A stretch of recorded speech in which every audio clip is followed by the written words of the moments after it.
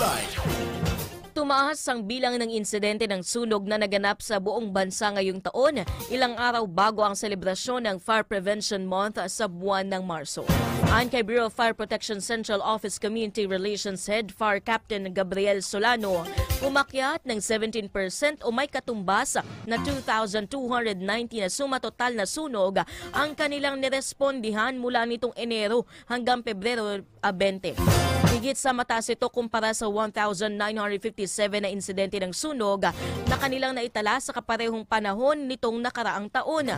Kasunod dito ng paglobo ng 21.9% o may katumbas na 41 mga nasawi dahil sa sunog kumpara sa 34 nitong nakalipas na taon.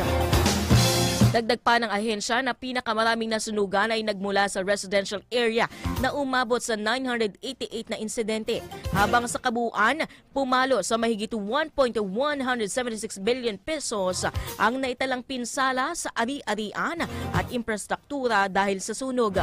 Sa ngayon, patuloy pa rin iniimbestigahan ng ahensya ang 958 na mga insidente ng sunog, habang umabot sa 1,274 ang kumpirmadong aksidente na dahilan ng sunog.